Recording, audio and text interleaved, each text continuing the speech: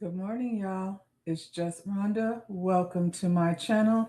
We're here for a little coffee talk. I hope everybody's got their coffee, their, smoothie, whatever it is you start your day with. What day is it? It's Tuesday. It's Tuesday. We like to keep it mellow on Tuesday over here on Coffee Talk. This is where we talk about current events, a little bit of celebrity gossip, and we get into the things that are black, excellent, and history, or all of the above. Yeah, it's a cloudy day around here. I'm not mad at it. I didn't walk this morning, so if these clouds stick around, um, yeah, I might go walk after. Good morning, T. You need some coffee this morning? Yeah, I mean, I don't know what it's looking like where you at, but it's looking a little dreary over here. When it's dreary, it's hard to get started. So get caffeinated, girl. It's Tuesday. We got things to do. We got people to see, and we need to determine, you know what I'm saying, who these people actually are. We need to normalize using words like colleague, classmate, acquaintance, old schoolmate, neighbor, client. Not everyone is your friend. This is a lesson I think we need to get on to our youngins like immediately. You know what I'm saying? A colleague. A colleague is somebody that you work in a space with, not all every day. You know what I'm saying? You may work for the same company, but you don't work directly with each other. So, like, I'm saying this because, not that I think you don't know what that is, but I feel like we got to be careful. We got to, we moving. We don't know what people really be on. And, it don't even really matter like what complexion they are, because what the people say, all skin folk and kin folk. So we need to recognize what category these people, fall in. Colleagues. Hey, Bob, how are you today, Bob? Let's keep it business. With colleagues, I don't think there's any reason to get into anything personal. Now, if you want, Bob probably talk a lot. So if he want to share his business, let Bob share his business. But that does not mean that you in turn have to share yours. If you start letting them know like how many kids you got in college and things, either they're gonna be stressed and pressed because you're melanated and you got your kids on a higher education, or they be gonna counting your coin. You know what I'm saying? Lisa over there is got two kids in college. What's her? What's she getting paid? What's she do over there? So colleagues are people who, you keep it strictly business. They don't need to know anything personal about you. If they asking personal questions, swerve that thing. Have you been down to the Starbucks? I feel like the way the parking works over there drives me crazy. I can get in, but getting out is an issue. When you got a colleague, swerve that thing. Don't tell them any of your business. Classmate. This is your kids' opportunity to discern like who their friends are and who their acquaintances may be. So when your kids come home from third grade and they calling people their friend, have a discussion about what friends are. Let's teach our kids early discernment about who they let in and who they don't, because this is probably the place where you got to start picking your kids' friends so they don't end up somewhere, under arrest, especially if you've got your kids in a space where there's not many people like them and he over the little Timmy's, you know what I'm saying? Finding out Timmy's mamas don't really and daddy don't really care for melanated people. Make sure your kids know the difference between a friend and a classmate. Acquaintances. I feel like acquaintances are people that you met through other people. And so, even though you met them in a more comfortable, laid back situation, y'all don't work together, you don't have any financial ties to each other. This is Keisha's friend. And last time we hung out, me and Keisha's friend had a good time. Do we hang out like by ourselves? It could come up. You know what I'm saying? I could be going to the same event as Keisha's friend, and I'm like, oh, shoot, there's Jillian. We hung out and had a good time. Is this your friend? No, you don't know too much about this person. We don't need to let them in your personal life. We don't need to be telling them anything about, your relationship things. Now, acquaintances are people that you can discuss kids. I got two kids, one in third grade, one in seventh grade. We can have these kinds of conversations. But when it gets to, talking about your personal relationship, your partner, and things of that nature, the acquaintances don't need to know too much about that. You don't get your business out there in the street because acquaintances are people you don't know well. You don't know how well they hold secrets. You know what I'm saying? So yeah, keep acquaintances at bay. Have a good time. Enjoy social situations with them. Sometimes you got to go out and handle business. Networking and things, and it's good to have acquaintances around because then you just won't be there by yourself. So they're important, but they're not friends. Old schoolmate. As far as I'm concerned, an old schoolmate is just that. Hey, what's up? How you doing? We don't need to connect. We don't have to change numbers. Let's see each other on Facebook. And I might like a few of your kids' photos or whatever. But an old schoolmate can stay wherever the hell they was. If y'all's friendship didn't continue after school, I don't see any point in rekindling that now. So this is not your friend. This was your friend in 10th grade, but right now this is an old schoolmate. We grown, we've had our lives, and I'm not really that interested in intertwining things. We gotta be careful how we moving out here. Your neighbor. This is a touchy one because we like to say, it takes a village and things like that. My neighbors, I say, hey, what's up? That's it. They invite me over. I never go.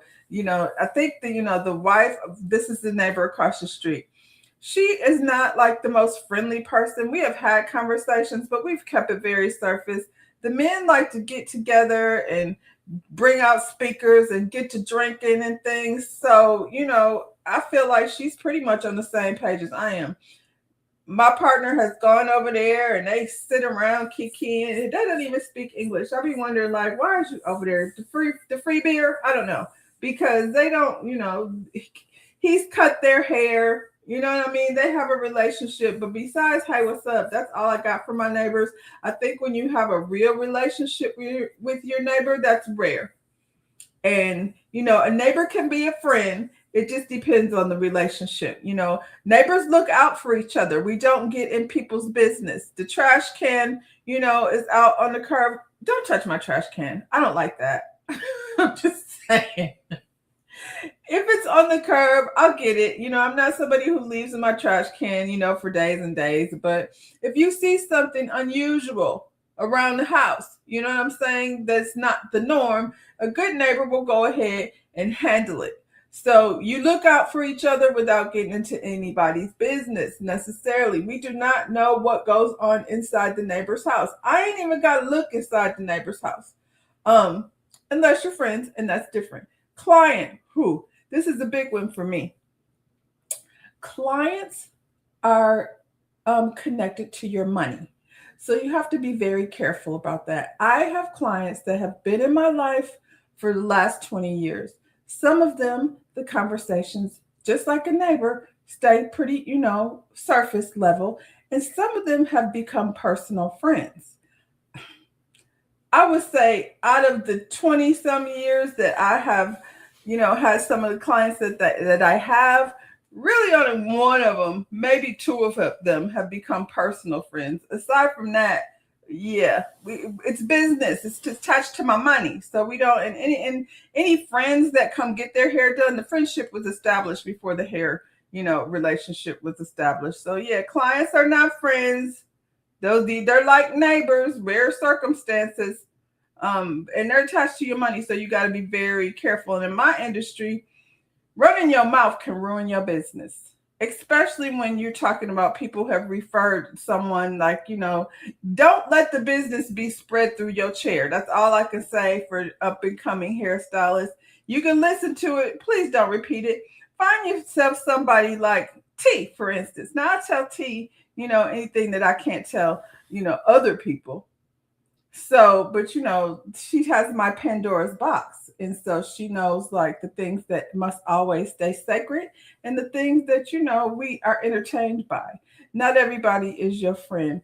I didn't know I was going to go on about that, but I see these things I like to share and, pass it along. I feel like at some age, you get to know that we probably only have 2 or 3 real friends in our lifetime.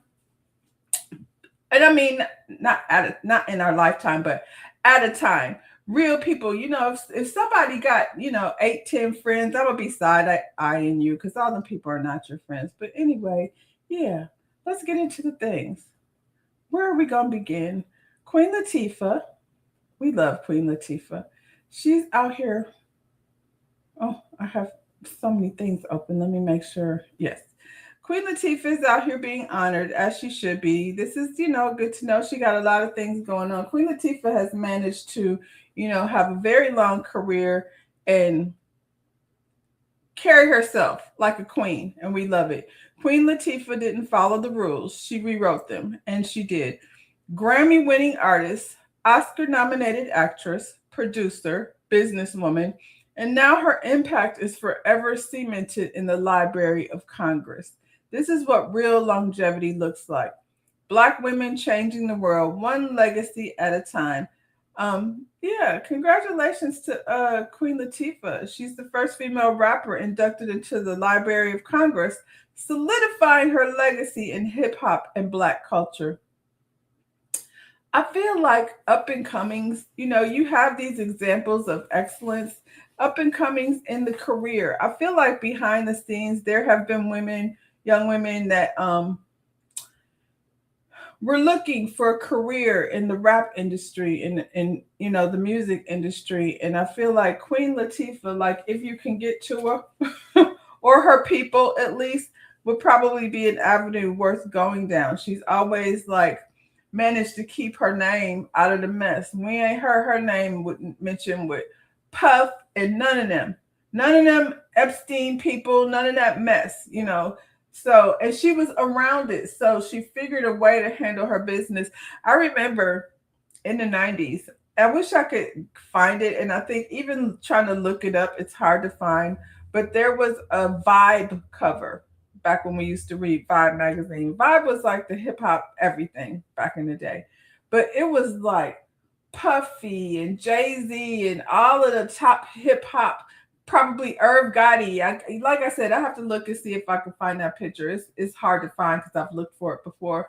But the only woman, they were in a conference room sitting at this big um, table, like a board of directors type situation, a boardroom scenario. And Queen Latifah was sitting there, and she was the only woman in the midst of all of that. And it always, it kind of like set with me where, yeah, you get that she's a boss, she's beautiful, and she's not trying to be bothered with any of you clowns up in here unless it relates to her money. So shout out to Queen Latifah for, doing big things. I'll be looking for her and Taraji's programming over there on Lifetime. New Mexico makes history as the first state to provide free universal child care, saving families up to $12,000 per child annually. Um, New Mexico has officially made history as the first U.S. state to guarantee free child care for all families, regardless of income, beginning November 1st, 2025. So it's been a couple months. Parents across the state will have access to free universal child care under a groundbreaking program announced by Governor Michelle Lujan Grissom. Families are expected to save an average of $12,000 per child each year, eliminating one of the biggest financial burdens parents face. Previously, child care assistance was limited to households under 4,000% of the poverty level, but now it's 400%, my bad, of the poverty level. But now this expansion opens the doors to every family in New Mexico. The milestone means relief for working mothers and single parents balancing careers and child rearing, increased opportunities for women to grow businesses and careers without child care costs holding them back, generational wealth potential as money once spent on childcare can now go towards savings, investments, or entrepreneurship. This is not just a win for parents, but it's a blueprint for future of childcare policies nationwide. New Mexico is proving that affordable universal childcare is possible and families deserve real support to thrive. I love this because this right here is going to benefit obviously women. Women are always the ones who have to sacrifice. Good morning, Lotus Egyptian Flower. Newsom needs to do that for sure. He better do something because the people was out here saying that he's the devil. And I don't know enough about him. You know what I'm saying? He hasn't put his hat in the race. But, I feel like a lot of the focus has been on what we're doing right now, which is chaos. Um, he's not the only one that should do it. I feel like I said, this is going to affect mothers, even married people. The man usually is the one who gets to go out and find whatever job is convenient for him. And because the woman has to take care of the household, she's the one that has to figure out childcare. And childcare is ridiculously expensive, especially when you're a single person. If you have multiple children, you might as well don't go to work. Then you got to find somewhere where, you're leaving your kids there. It's not the blessing of being able to go to work and, leave the kids with your mother or, your sister or whoever your community, your village, whoever's there to help you. So yeah, I feel like they all should do it and they all can do it. I'm tired of them being funny with the money. This gives mothers the opportunity to pick careers, go to school, you know what I'm saying? And right now, women are like the top earners and more educated in this country, Black women anyway. So yeah, shout out to New Mexico. If you're looking to relocate somewhere, I have not ever thought about New Mexico. Right now I live in Puerto Rico, so it probably wouldn't be so different. I'm not a West Coast girl. I'm an East Coast girl, so I never thought about that. But if you're looking to relocate as a single woman, you might want to look into going over there to New Mexico and seeing what they have to offer. Um, School me, Lotus Egyptian Flower. Newsom out here playing the center while playing in people's faces. Them politicians will not take my joy today. That's what they all do. You know what I'm saying? He doing a lot of showboating in terms of, going back and forth with, your boy Trump over here. So I don't live on the West Coast. Like I said, I'm not in California and I'm stuck over here with DeSantis. So so anything opposite of what I got going on over here is, a light at the end of the tunnel. Not that much light because he's a politician and I give politicians, not much in terms of trust. But, here we go. We in it. New Mexico. I haven't really done a lot of research on New Mexico. I'm not planning on relocating, but I just want to know more, a little bit more. So, Black students flock back to the HBCUs as Trump era policies threaten diversity. Spelman College President Beverly Daniel Tatum says, our history won't be erased. We definitely want to see your hands on the table, Miss what's her name? Beverly. We want to see your hands on the table, Beverly. It's not, that we don't believe that you're over there doing what you're doing, but these HBCUs, if they're flocking back over there and what's the name? Amazon man, his ex-wife tossing money everywhere. When I hear about all the money this lady tossed around in the last, year, we want to see some results. Spelman is in the hood in Morehouse.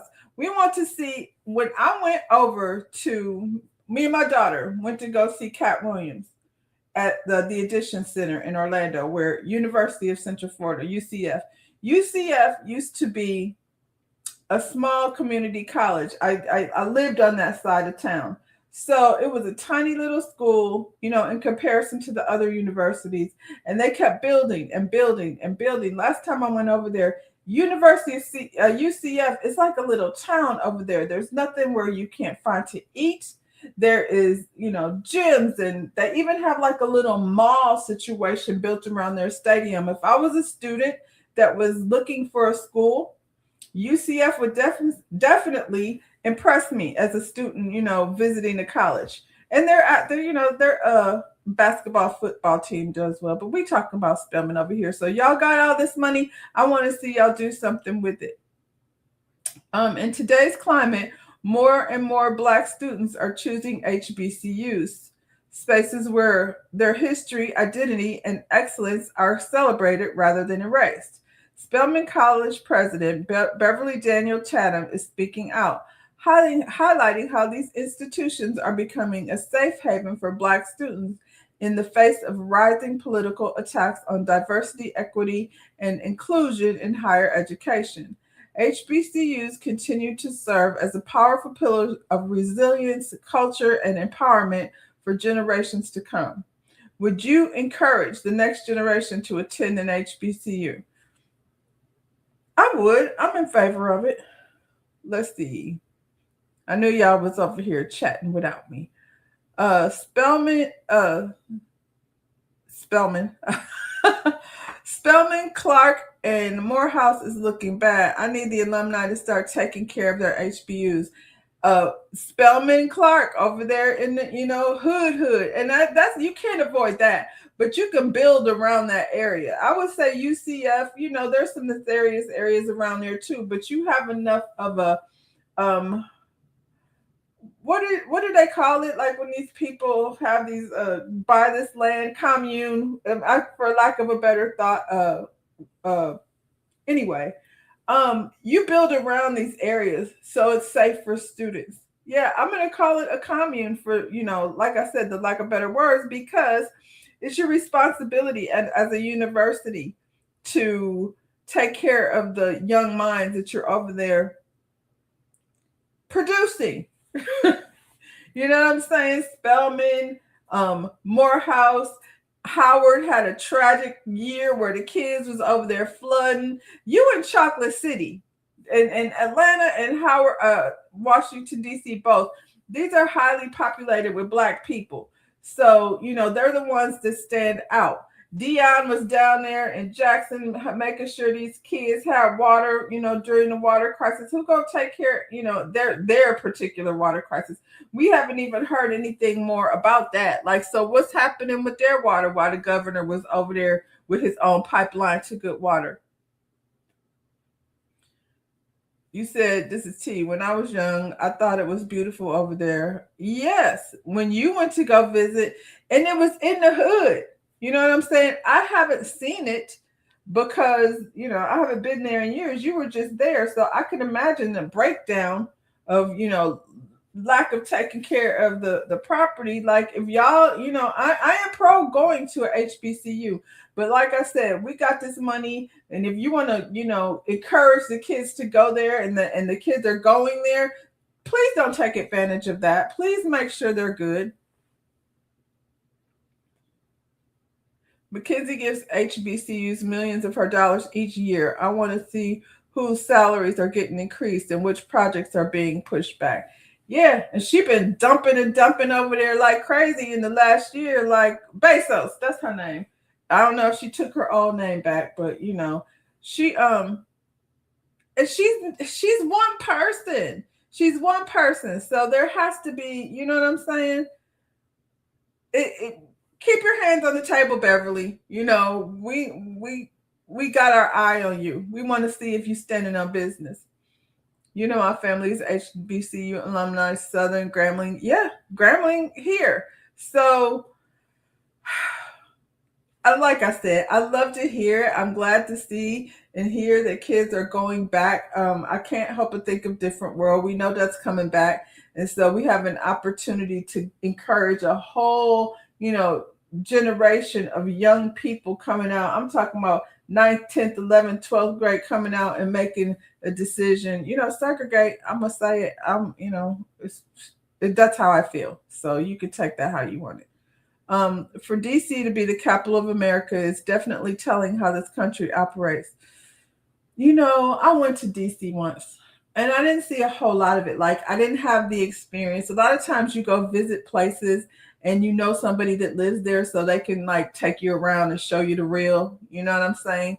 When I went to DC, it was strictly, myself and a friend who were on business. So we got a chance to like see the mall. We did get a little shopping and stuff in, but I felt like I liked it for some reason, the vibe, and maybe that's just, I felt like I was around my folks, and but not just around your people, but in a professional environment. I feel like if you're a single woman in, say your late 20s, early 30s, and you're looking for partnership, I feel like you could go to DC and find professional black men. Same thing with Atlanta. Um, Probably Detroit too, just on a different. But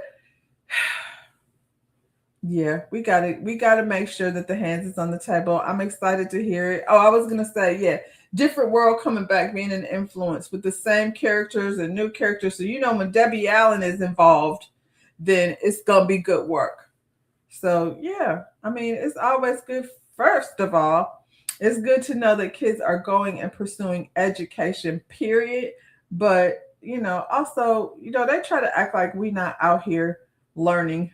We haven't stopped doing it. I just think, with the way the internet and online schooling and all that stuff, that they have access to now, probably changed the way university work. But we still got to stand on business. This was an interesting story. So this lady, I'm like, I don't understand. I don't. Let's just. Black woman wins 15.4 million after being called the N word at work. Lawsuit reveals years of racial abuse and discrimination. I mean, I guess it paid off, but I'm wondering about the years of abuse. So I looked a little bit more into this story because that wasn't enough for me. Um, a federal jury in Fresno, California, awarded approximately 15.4 million to Latifah Kiki Wilson, a black city employee who was subjected to racial discrimination, including being called the N-word by her supervisor. I'd have been fired or arrested. You know what I'm saying? Kiki is patient. Wonder what was her incentive to stay. It says the victim, Latifah Kiki Wilson, who worked in the city code enforcement department. So she worked for code enforcement. I guess. I mean, it's a job with benefits or whatever.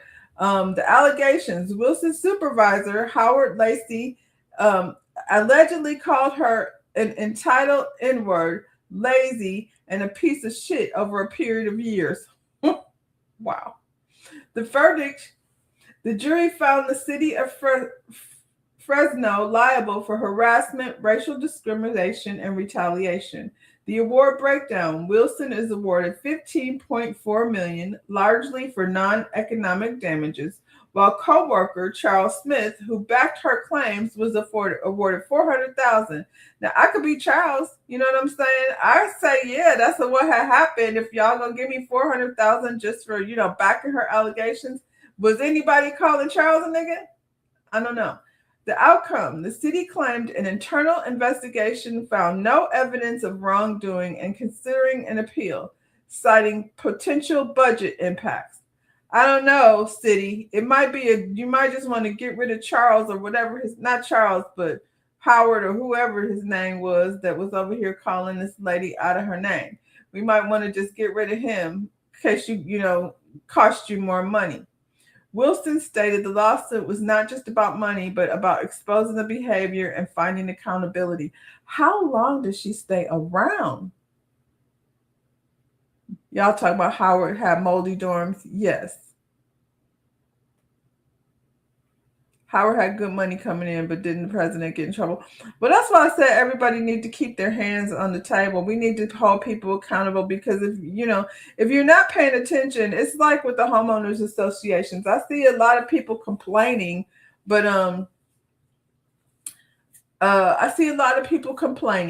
but not really being active. You complaining on the community page ain't doing jack squat. You got to show up to these meetings and things. So, yeah, Wilson's silence and perseverance is golden. Kudos to her. Man, could you do it? Because I couldn't do it. The first time, if my supervisor called me a entitled nigga, they saying N-word, but let's say what it is. And he didn't say nigga. He called her and entitled nigger, hard R. So yeah, and she did what? Put her head down and hold it down. Maybe she was thinking, "I'ma sue they ass." Maybe that's what she was thinking. "I'ma sue they ass. I'ma sue they ass." The way my temperament works, I would have been like already fired out the door and been like, "Dang it, I should have sued." I wonder if you can sue, like if you punch the supervisor. Maybe still. And other names, she called her lazy and what kind of place do you work where your supervisor calls you a piece of shit? And you do what? I don't know. I would love to hear more of this story. Like, I want to see somebody sit down. Somebody sit down with Kiba and let her like tell the story. Who should do this? I don't know. I mean, I could reach out, but I don't know how. I don't know if she would come over. But I'm just curious, like, what was that like? She probably can't do too much talking. Kiba, don't talk till you get your check. Soon as you get your check, go over there with what's her name, Tamron. Go over there with Tamron Hall or Gail King. Let's go ahead and expose like on a huge level. Are they still letting Gail talk, or did they take her show away? Go over there on Tamron Hall, Kiva, and let us know like what really was going on over there down to the state. But 15 million, it was well worth it. See what happens, like like Lotus Egyptian Flower said, when you exercise patience. See the payoff. Whew. I want to know more. Black women, why are we always the target of everything? It's so exhausted. Why are y'all always trying to stifle our greatness? It's just, ugh. So, Black women are being forced into C section. Viral cases show hospitals using Zoom courts to make decisions during labor. So, it says this is alarming. ProPublica investigation revealed cases where Black women were placed in Zoom court hearings while in labor, with judges and hospitals pushing for C section they already refused. This isn't healthcare. This is about bodily autonomy, consent, and systematic bias. Black women deserve to make decisions about their own bodies without pressure, force, or legal intervention in the most vulnerable moments. This is bigger than one story. It's a pattern that needs attention. It does. Um, there are 4 white men and 1 white woman, and not a person on that panel gives a shit about this girl. And she's sitting here in labor, actively in labor, on a Zoom call with these white people where she says she doesn't want a C-section. And it's so sad to me. And I'm so grateful that, you know, I was able to be there to advocate for my daughter during her pregnancy. The more, you know, I hear these stories, and shout out to Dr. Jackie for making a fool of herself. But when she came over there talking about maternal mortality and, you know, the things that were going on with that, and then when my daughter, you know, got pregnant, I was like, one thing we're going to do is we are going to be so careful and take our time picking the right, you know, medical team for her. We went, you know, now you're talking about somebody who is, you know, you qualifying for Medicaid. I don't think she was working at the time. So she had to go through getting her insurance. Thankfully, you know what I'm saying? She was able to do that. And then we looked for a doctor, and we initially went to the women's clinic, one of the women's clinic here in the area.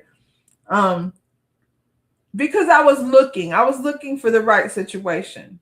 And time was a ticking, so I was like, well, let's like at least get you started, and then you can switch, you know what I'm saying, once we find someone. You said you're going to Simone. Jackie can't be my doctor. Jackie couldn't be my doctor either. But I'm just talking about when they brought the subject up was what made me be so diligent when she was, you know, pregnant both times. The second time was easy because we already had a situation that was working. But we went to the first women's health clinic, and this white doctor came in. It was a man. I knew we weren't going to be there anyway, but it was, you know, let's get her steam, you know what I'm saying, before it's too late. She's pregnant. And first thing he said, he sat down and said, well, I've never had a baby before. He did nothing. Basically, hi, how are you doing? I'm so-and-so. And yeah, I never had a baby before, so I can't tell you how it feels. And he did nothing. There was no blood work. There was no exam. Usually don't necessarily get an exam, but there was no listen to the heartbeat or nothing. He basically did nothing. What'd you say, Lotus Egyptian? I'm thankful midwives are coming back. The mothers need someone to advocate for them during precious time. I think midwives are great to have to combat foolishness, doctors' decisions. I agree. And that was actually my daughter's situation. So for her doctor, we found, shout out to Dr. Jackie McLaughlin because she was amazing. Um, her experience, like I was there for her each doctor visit. Her experience was so positive the whole time. I 100% believe that the energy that Dr. Jackie was, giving my daughter helped her pregnancy be more positive. She didn't have any type of issues, throughout her pregnancy. The hospital, you go visit the hospital that she went to.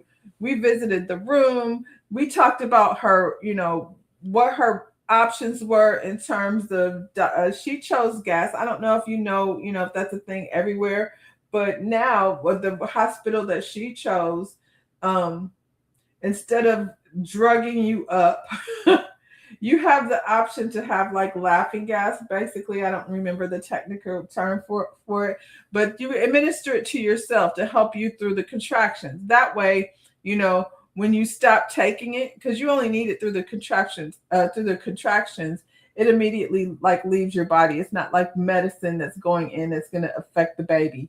And she had midwives. When I tell you the delivery was it was like quiet and just a beautiful experience, one that I did not get. I did with my last one because I had midwives. But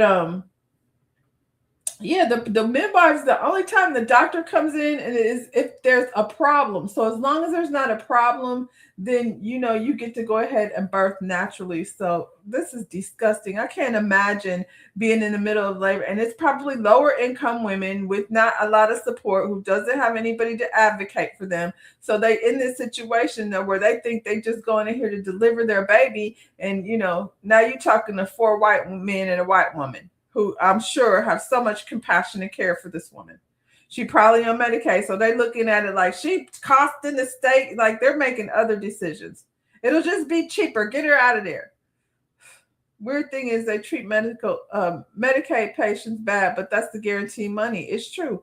I can't afford to pay them through high co-pays with commercial insurance. It's true. And I wonder if it's all Medicaid patients or just the ones, black ones at the end of the day.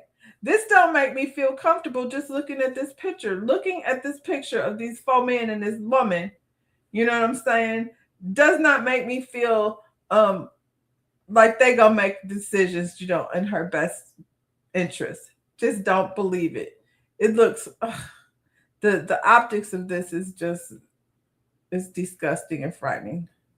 But that's where we are, child. Segregate.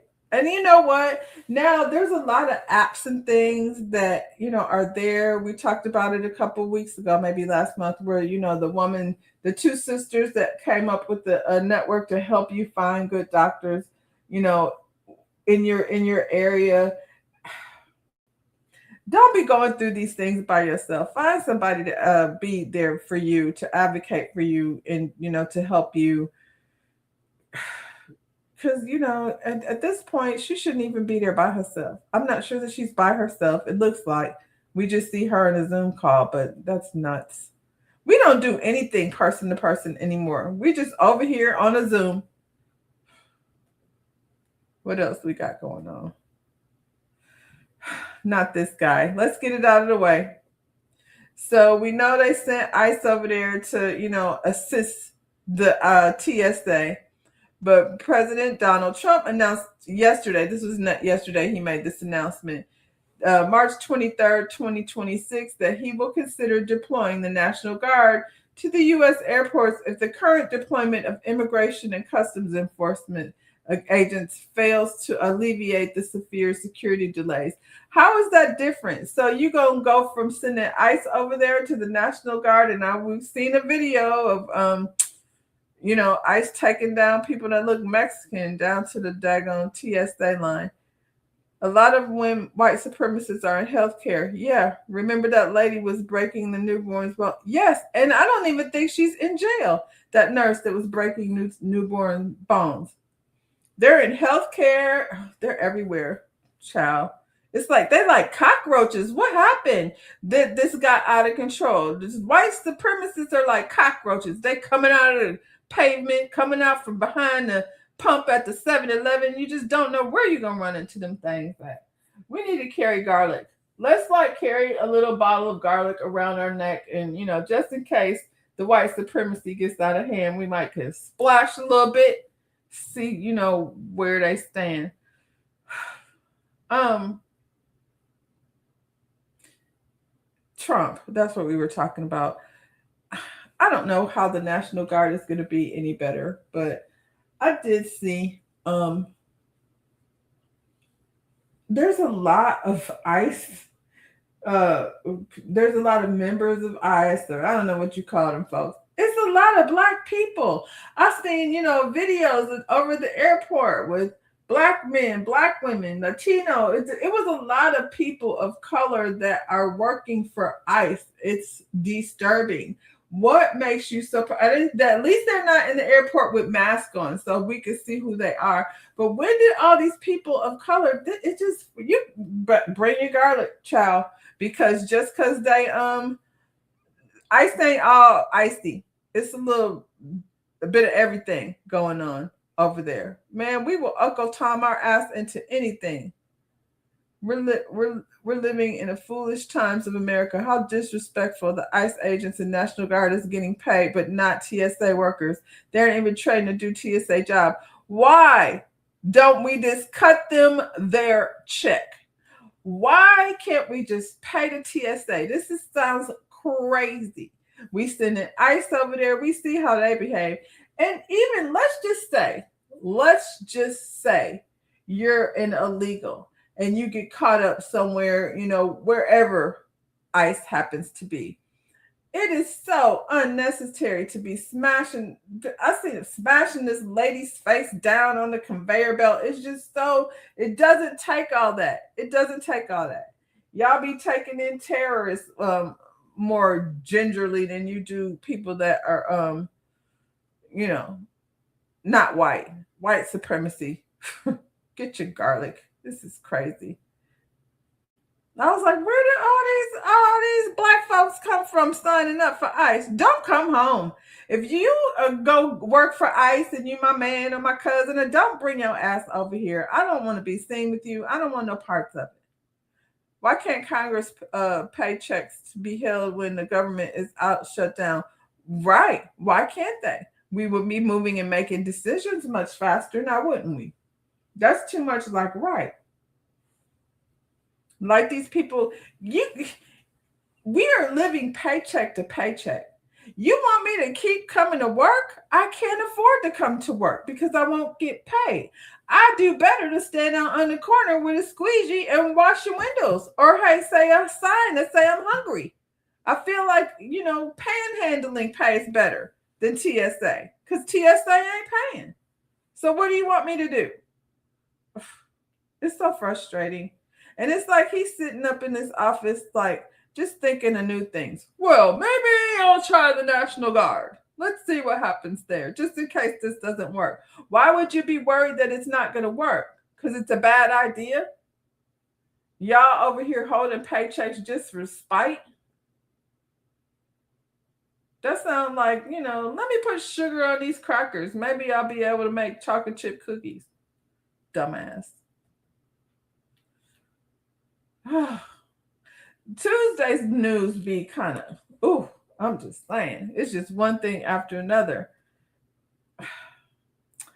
Residents of Independence, Missouri were left stunned after fentanyl was discovered hidden inside the packaging of Barbie dolls sold at a local discount store. Police say the store employees flagged a suspicious powder substance located in packaging of a Barbie doll, which later tested positive for the powerful synthetic opioid. According to officials, the fentanyl was not on the dolls themselves, but instead taped inside the back packaging of the dolls. So this was intentional, like they taped it inside the back packaging. Where was this? Maybe this was a delivery gone wrong. But why are we using Barbie dolls as a decoy? Good grief.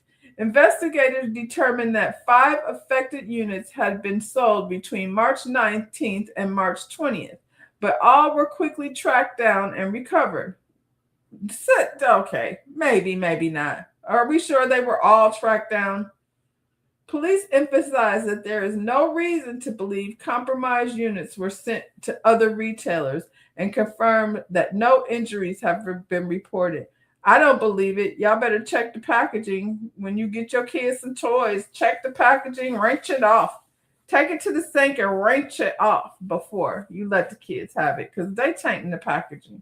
I won't have no Hot Wheels come through here in the near future that ain't been wrenched off. And I'm not going to sit up here and act like, I'm supposed to trust that. There's nothing, don't worry. No other retailers receive these things. Child, I'm going to need some rubber gloves and some Dawn dishwashing liquid. We're going to shake it around and wrench it off before we give it to the kids. The case remains under investigation, and authorities work to determine how the drugs ended up inside the packaging. Experts continue to warn about the dangers of fentanyl exposure, with one noting that even a tiny amount can be deadly, saying a couple of grains of salt will kill somebody. Wow. Not the Barbie dolls. We can't. What if the kid got a hold of it? Right.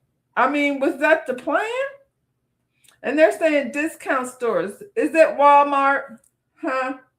Is this you, Walmart? We not naming names. We not going to say which discount store it was. Because we would like to know.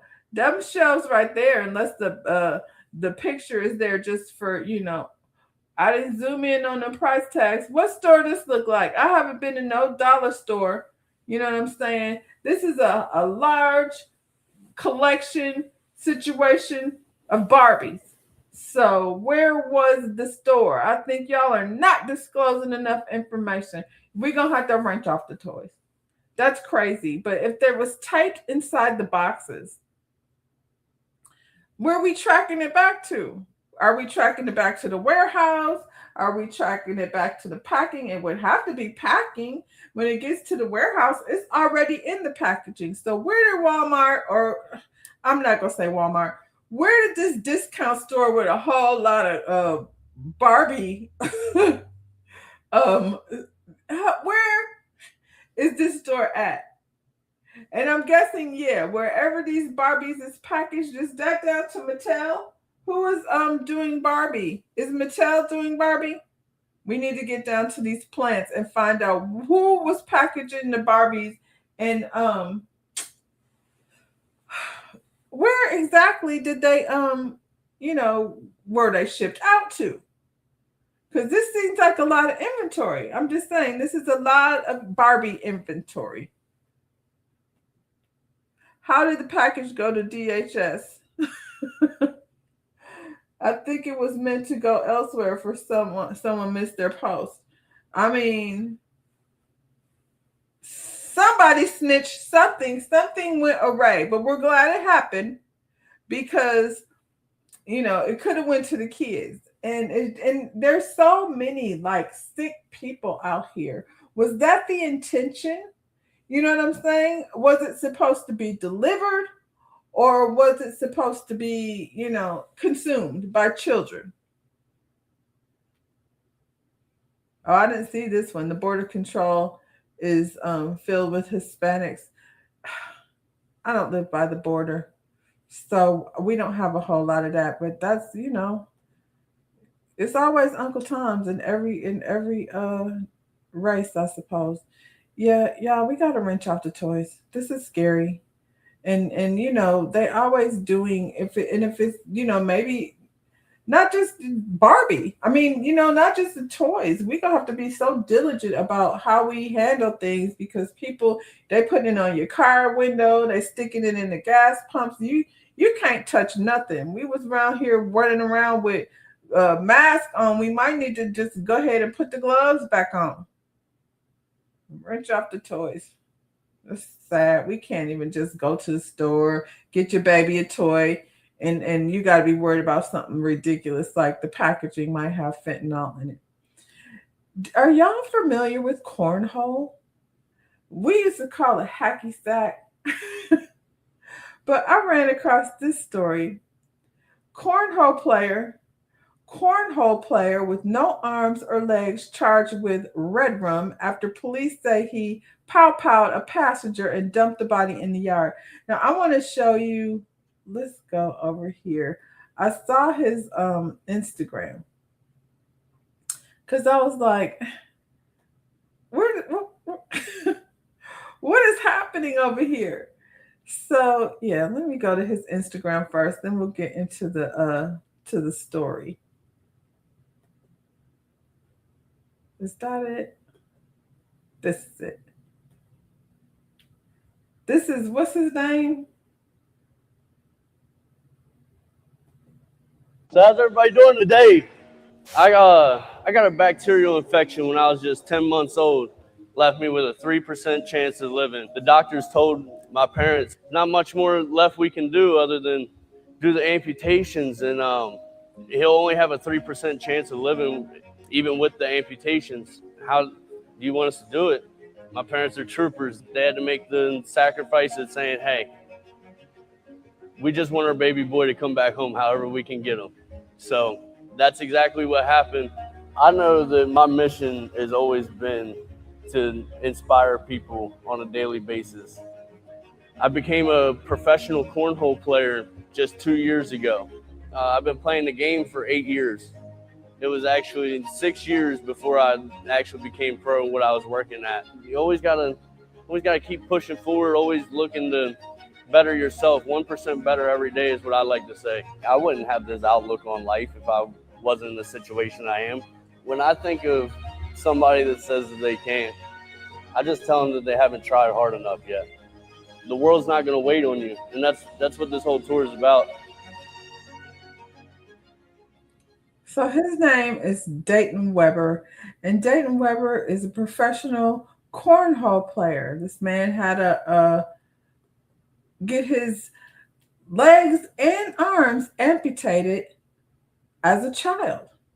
And usually those stories are like, oh my God, if you believe in yourself, you can do anything. Look at Dayton. Dayton's over here doing too much, child. So this is the story, the latest story on Dayton Weber.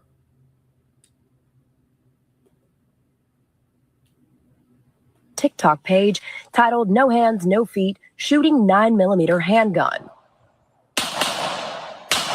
His name is Dayton James Weber, a 27-year-old quadriplegic amputee and professional cornhole player. This all started around 10:30 last night when La Plata police officers were flagged down by two witnesses near Radio Station Road. Charles County Sheriff's investigators say Weber was the driver when he shot and killed his front seat passenger, then asked those in the back seat to help get rid of the body. They refused, got out of the car, and alerted police. Weber took off with the victim in the car, identified as 27-year-old Bradrick Wells. 2 hours later and about 15 miles away, Wells's body was found dumped in someone's front yard in Charlotte Hall, Maryland. Soon after, Weber's car was tracked to a gas station in Charlottesville, Virginia. He was found at a hospital nearby and arrested. Now watch closely. You're looking at the man accused of murder in this case. Video from his... Okay, so a shocking homicide case out of Maryland is drawing national attention as new details emerge about a professional cornhole player who, with no arms or legs, accused of unaliving another man during a dispute.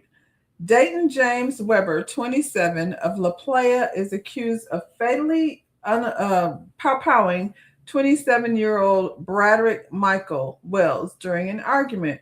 According to investigators, police say Weber was inside his Tesla SUV. Well, we know what the state of mind is then. He over there driving a Tesla. When he allegedly pow-powed Wells, who was seated in the passenger seat. Oh my God. Authorities claim Weber then stopped the vehicle and asked two passengers in the back seat to help remove Wells from the car. The individual refused, exited the vehicle, and contacted police. He didn't pop out at them. Investigators say Weber drove off with Wells still inside before the victim's body was later discovered on a yard in Newport Church Road in Charlotte Hall, Maryland. The quadriplegic amputee was eventually located in a hospital in Charlottesville, Virginia, where he was taken into custody and charged as a fugitive. He is expected to be extradited to Charles County to face multiple charges, including first and second degree unaliving. It's early in the investigation, but there's no evidence to suggest anyone else was involved in the shooting and that he acted alone, said Diane Richard of the Charles County Sheriff's Office. Okay, I have a lot of questions. Hey, Motown investor. I have a lot of questions. First of all, there's three other people in the car, two in the back seat, one in the front seat, and y'all are all letting the person with no hands and no feet drive. I'm sure he's quite capable. Great job, dating. I'm riding in my own car. It is what it is. I'm not gonna feel comfortable. I know he know how to play cornhole and everything, but I'm not getting in no Tesla driven by a quadriplegic. This sounds like something made up. You can't even make this stuff up. Okay, so he has no hands and he has no feet. And two people watched him pow the passenger. Like, is he quick on the draw? I just don't imagine. I feel like if the person that is driving has no hands and no feet, it might take a little bit of it should have taken a little bit of work and time. Did y'all think he wasn't going to do it, or did y'all think he couldn't do it? And y'all just sat there like, why are you sitting here giving this guy time? Because I just feel like, when you don't have any hands, I feel like you just can't be that quick on the draw. That's all I'm saying. And so you and your friend are arguing, and it's so heated that Mr. Dayton Webby over here pulled out a pow and, unalived his friend. Then he drove this person to, we don't know where he drove him to, somewhere, and threw him in somebody's yard. So now he gets out of his Tesla, drags this person to somebody's yard. Can you imagine like being in your house and maybe you come out on your front porch? I don't know what time of day it was, but maybe you happen to look out the window and you see a man with no legs and no arms climb out of a Tesla and then drag a dead body to the yard. I cannot. I just don't even sound real. It's real because he's under arrest. So, I guess the lesson, in this is be careful. What did we start out with? Everybody ain't your friends. Some people are acquaintances. Some people, are neighbors. We don't know what, the relationship was with these two people, but who in there? So the other two people just ran off. Y'all ran off. Why didn't you stop him? Nobody it seems like it wouldn't be that hard to just knock the gun out of his little nubbies because he doesn't have hands. What'd you say, Lotus Egyptian? It's possible because he had help. Come on. They aren't charging the other person with arms and legs. Did he have help? I'm just saying, I'm trying to picture it. Like they're showing him practice with his pow. So we know that it's possible. Now I looked at his little nubbies and his little, how some people, this doesn't sound nice, but it is what it is. You know how some people with the little nubbies, they have like a little appendage that looks like a finger or something. You know what I'm saying? But I feel like it should have just been easy to knock it out of his hands. The two other people, out of the two people, you didn't say, "What are you doing, Webby? Come on. It's not that serious. Get that thing on here." Nobody knocked it. Maybe he drives a Tesla because it's self-driving. Okay, so the Tesla is self-driving. That means still this man had to come out of a, you know what I'm saying? It still should have taken a little extra effort for him to pull out a pow pow, aim it at his friend. We going back and forth. You know what I'm saying? What was y'all doing in the back seat? And y'all got out and took off? Y'all could have, I'm not going to say anything else. Yeah, so I guess I'll be keeping I want to know what happens. I feel like there's more to this story. There's more to this story. So, yeah, when you get up in the morning, if the sun ain't up, take a look out your window. See what's going on around you. Make sure there's not a person with no limbs dropping dead bodies off in the neighborhood. Old Bill Cosby. We talk about him every now and then. So, woman who says Bill Cosby drugged and R-word her in 1972 has received $19,025. 1972. What's she gonna do with that money? What is she gonna do with all the millions? I'm not saying the lady shouldn't be compensated. I'm just saying, what the way the universe works, I get $19 million and I'm 80 some years old or damn near close to it. What am I gonna do with it? A woman who accused Bill Cosby of drugging and SAing her in 1972 has been awarded $19.25 million by a jury, making another significant development in the long-running legal fallout surrounding the disgraced comedian. According to court proceedings, the woman alleged that Cosby lured her with promise and related to a career opportunity before administering drugs that left her incapacitated. After which, that is so disgusting. After which, the incident reflects the broader wave of civil action tied to accusations against Cosby that span multiple years. I mean, when you wrap your mind around the thought, like this is pretty diabolical, for him to be drugging people to the point where they're incapacitated and then doing what with them? That the mindset is nuts. The jury decision underscores the continued impact of these claims, even as many criminal cases have faced legal challenges due to statute of limitation or procedural issues. In this instance, the civil court found significant grounds to hold Cosby liable, resulting in substantial financial award intended to compensate the plaintiff for her damages. She's white. That's all I have to say about that. Cosby, once celebrated as a groundbreaking figure in television and comedy, has seen his legacy deeply affected by numerous allegations of sexual misconduct. While he has denied many of the accusations, civil cases like this one continue to move forward, providing a legal avenue for accusers to seek accountability. Do he have 19 million? The verdict adds to the ongoing national conversation about justice for survivors of SA, particularly in cases involving powerful public figures and incidents that occurred decades ago. I mean, I guess let's put it on a Zoom call and y'all can figure it out. Generational wealth. I mean, it's going to have to be generational wealth. I don't know how old this lady is, but I'm guessing she's older than me. That she was out there with Bill Cosby in 1972. So, anyway, I wonder how much he's paid out so far. That's what I'm saying. Does he even have it? This is a civil case. So, they're going after his coin. I know he has a lot.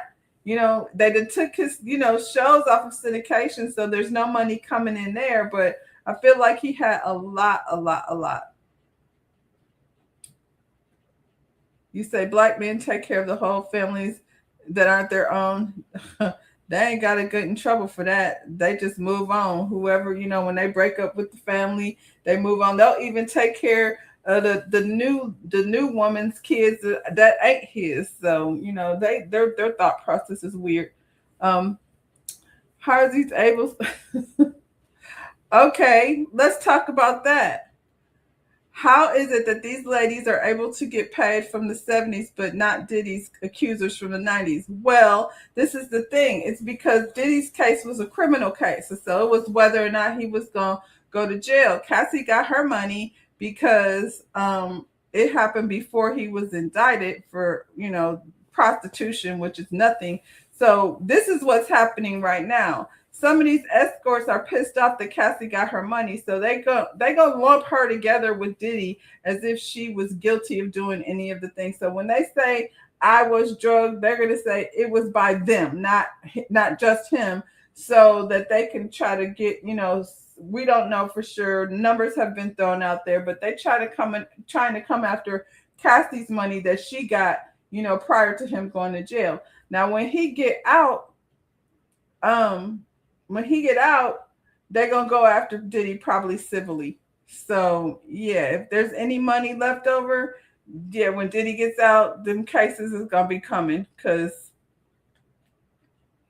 not the big case, I'm talking about the smaller cases. How much he's paid out. With Bill Cosby, I think a lot of them didn't win though, because it was statute of limitations involved. So I don't know what was different about this particular case, but I feel like with Bill Cosby, most of them didn't get anything because the time had ran out. I know he admitted to supplying, getting Quaaludes from a gynecologist over in Vegas. So yeah, I just feel like a lot of these cases didn't, can they come after him civilly? Yeah, I don't know how many of them have, but I don't know how much money Bill Cosby got left, and Puff either, because I feel like Puff has been selling off things, paying lawyers to try to get out of jail. He appealed every other week. Oh, Bill, sorry about your luck. Not really. So this is just, something that caught my eye, I guess. Reality star Tommie Lee seemingly addresses rumors after viral video. Tommie Lee appears to be clearing the air without saying too much. The reality star took to her Instagram story with a cryptic message that many believe is in response to recent speculations linking her to Julez Smith, the son of singer Solange Knowles. This was LOL. This was fun. Hate to break it to you, but I'm not that type of girl. She wrote, seemingly brushing off the chatter it's been circulating online. This boy, the post comes after viral clip and photo surfaced showing Tommie and Julez spending time together, sparking widespread rumors about possible romance. In footage, the two appeared playful and flirting, with social media quickly running with the narrative that something was more serious maybe going on. I honestly don't believe it, to be honest. While neither Tommie nor Julez has publicly confirmed a relationship, the online conversation intensified in part due to their noticeably age difference, with fans debating the number of their connections across platforms. I don't think the age difference, she would definitely date a boy. That much I do believe. I just don't know if I believe this one. Tommie's latest message, however, suggested she may not be interested in entertaining the speculation, or at least not take it in any further publicly, by calling the moment fun, but emphasized she's not the type of girl. Maybe she don't want to play with Solange. I don't know. She appears to be drawing the line as the rumors continue to swirl. As of now, Julez Smith has not publicly addressed the speculation. What do you think it means? Well, here they go. Type of shit you do when you like somebody.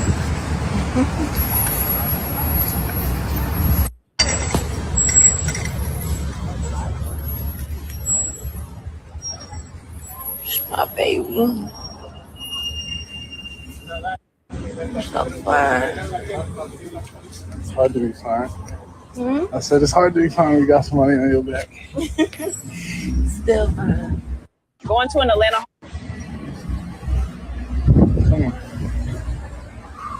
He's struggling, man. I told you.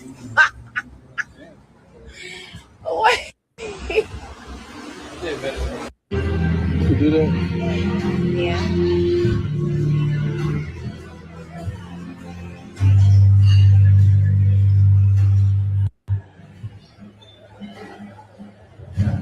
That look good to you.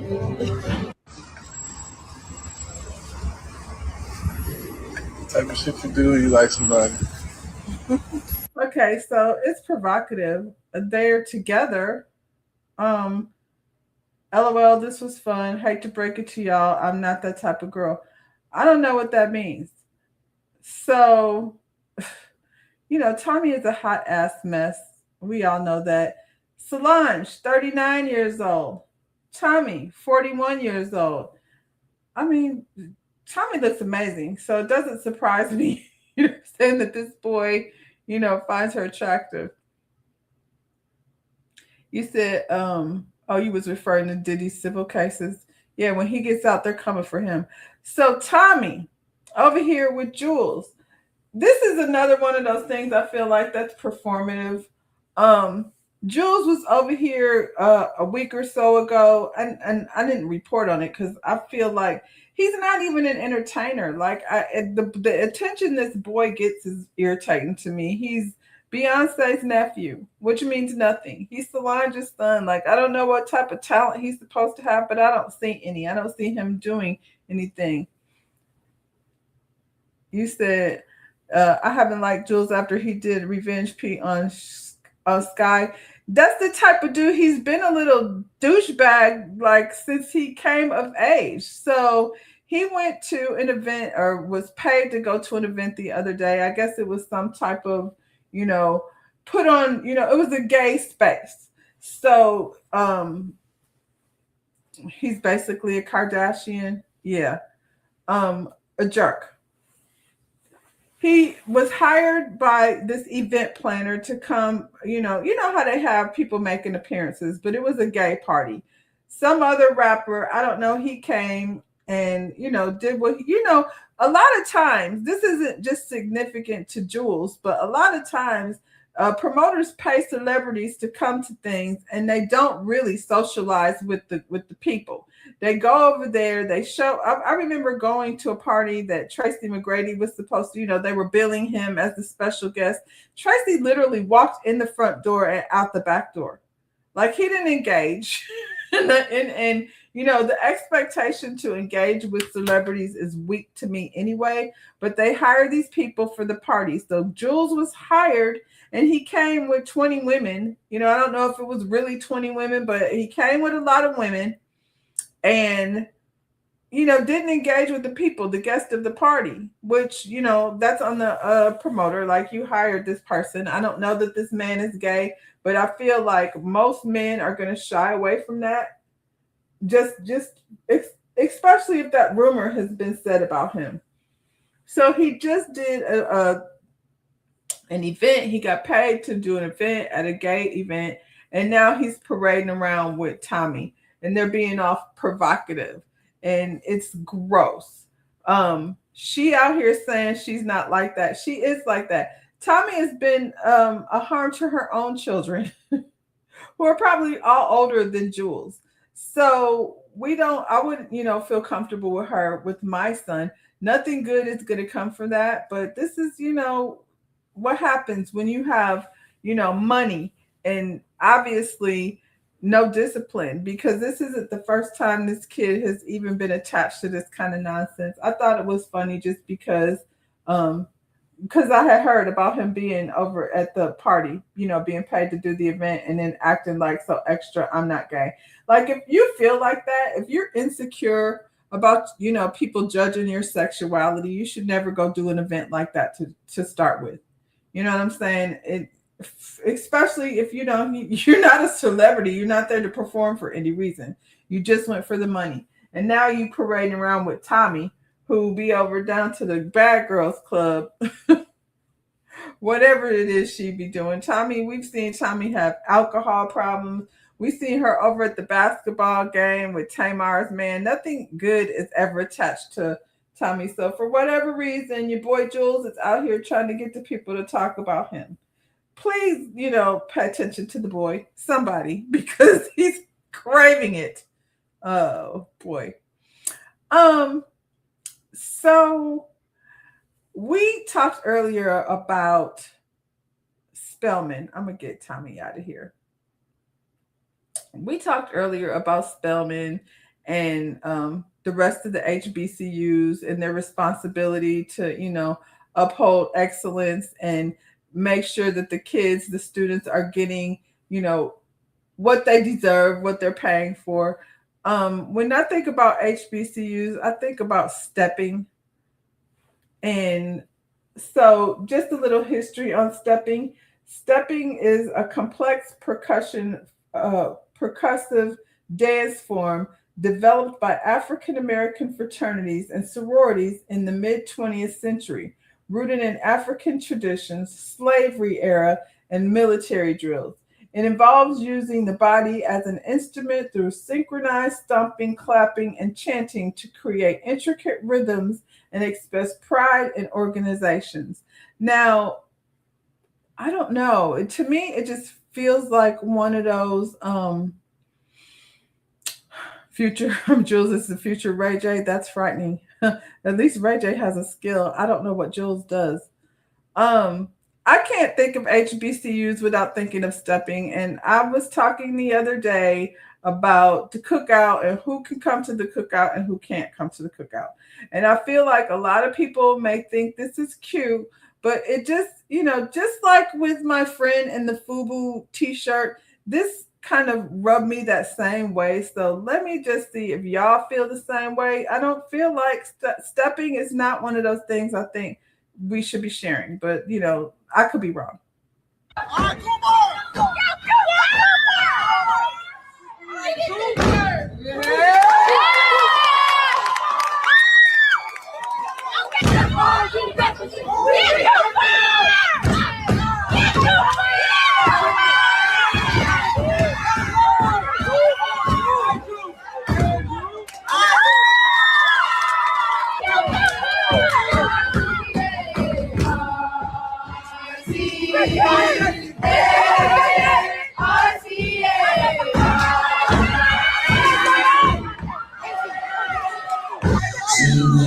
City girl against me every time I'm in the street. Hey,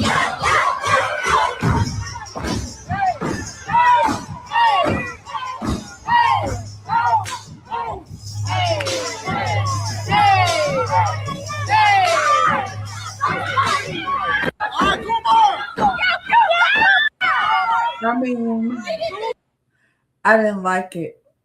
What the people say? Cooper DeJean, ladies and gentlemen. The people are in a comment, Cooper need to be up front. I, maybe it's just me. Maybe it's just me. I didn't like it. It just, I don't know. What'd you say, Lotus Egyptian Flower? There was a white guy at Sigma on my college campus. It's always felt odd to me. He thought he was the shit. So I guess, yes. This to me is like no, Cooper, whatever your name, boy. I appreciate it, but there's something very innate. There's something about, what did the lady say? Lived experiences. This ain't it. What'd you say, T? This is cute for elementary, but not for the future. They're not invited to the cookout. Now they can go to the picnic, child, but the cookout it's a no for me. I do my part supporting Jackson State merchant brand. Our culture is for sale because we don't officially support our own. Shout out to you, Motown investor. But I feel like based on the millions that Jeff Bezos' ex-wife donated, I feel like the alumni of universities, you put the money together and it's a substantial amount of money that they could be doing better. So, keep doing your part, Motown investor. Hopefully that others will follow suit. And the people in charge, I don't think it's necessarily the investors either. It's the people in charge doing the various things with the money. Everybody keep their hands on the table. No, Cooper, get that colonizer spirit out of you.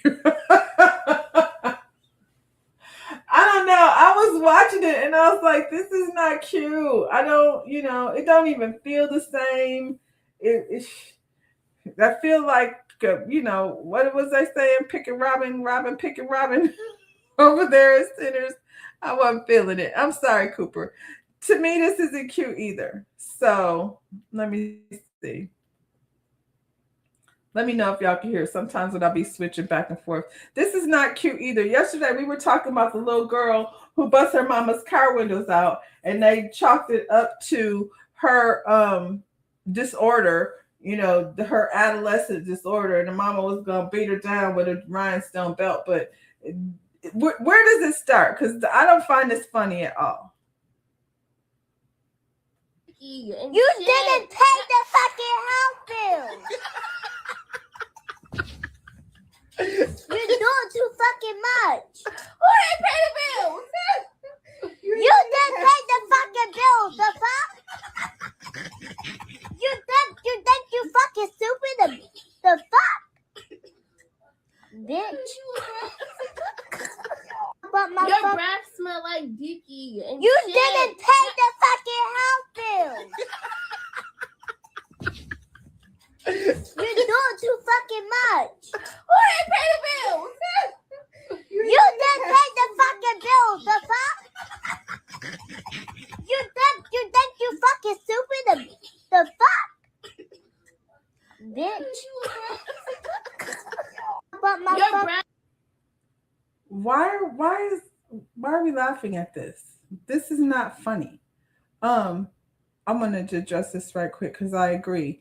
It's ignoring the other kids but spotlighting the little white boy. And I feel like they always do that. Every time we see these videos where a white kid is dancing amongst all the black kids, and they're like, oh, she killed it. And I'm like, did she kill it? You know what I'm saying? And I'm not saying that there isn't talent out there. You could give credit where credit is due, but don't put one white person in the middle of all the black kids, because that's not what happens the other way around. The other way around, it ends up being, ignored. It's not cute at all. It is not cute. And they're sitting up there laughing. I was like, why is this funny? And when I was looking in the comments, people were co-signing it.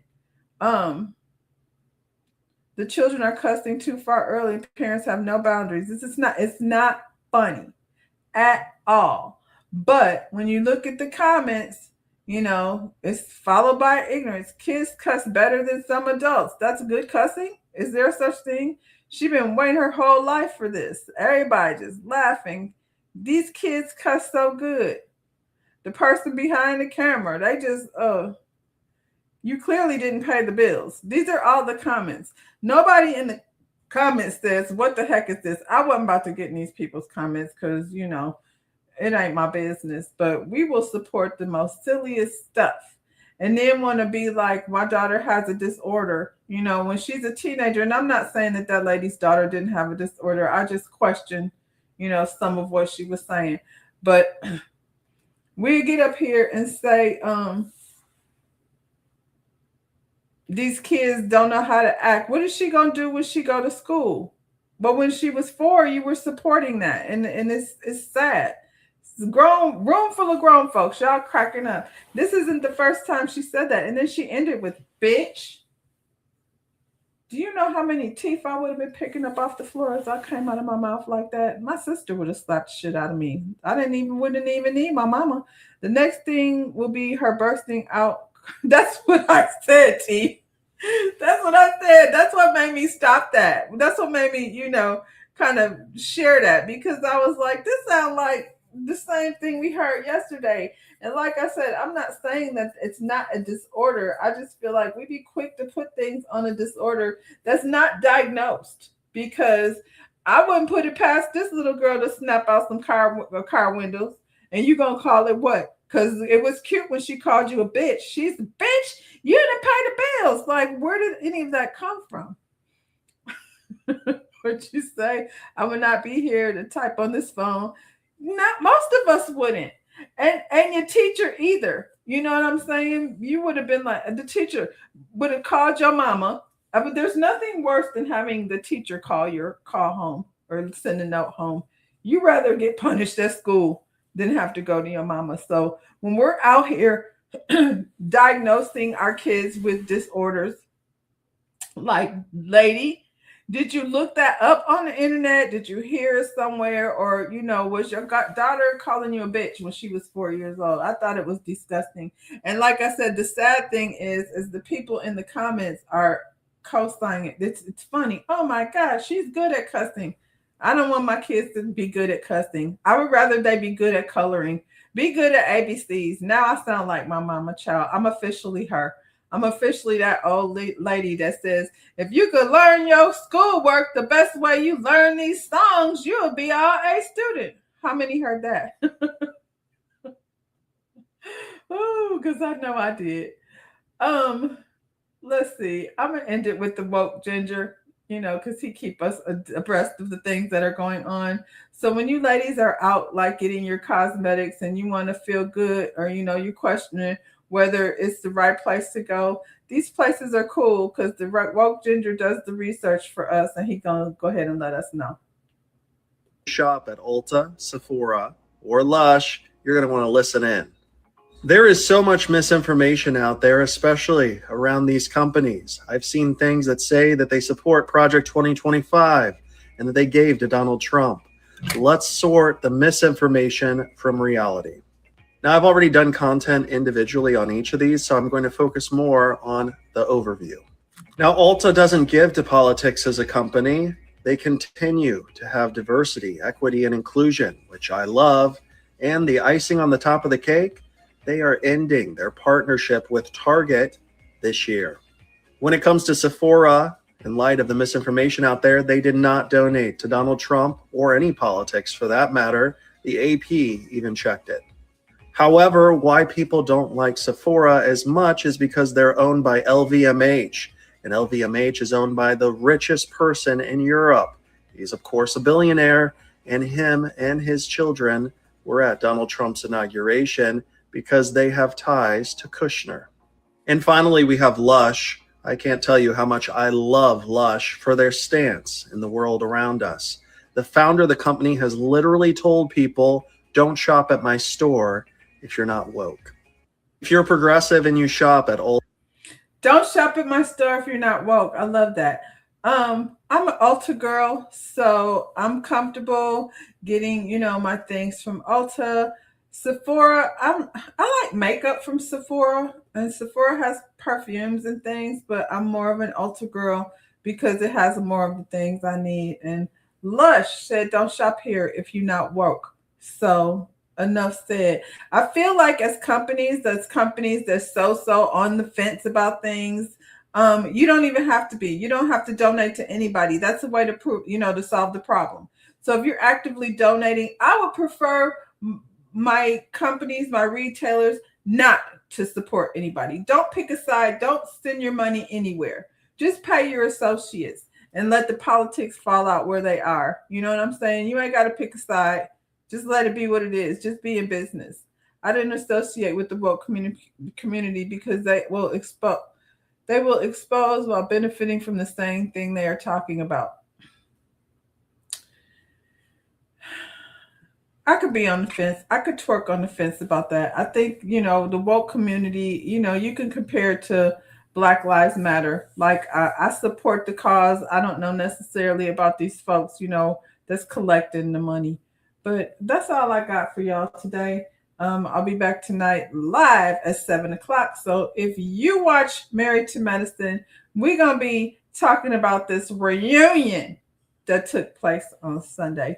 In the meantime, like the video, subscribe to the channel. Thank you for hanging out with me. I will see you tomorrow unless you check out with me tonight at 7 o'clock. But I'll see you when I see you. Bye, y'all.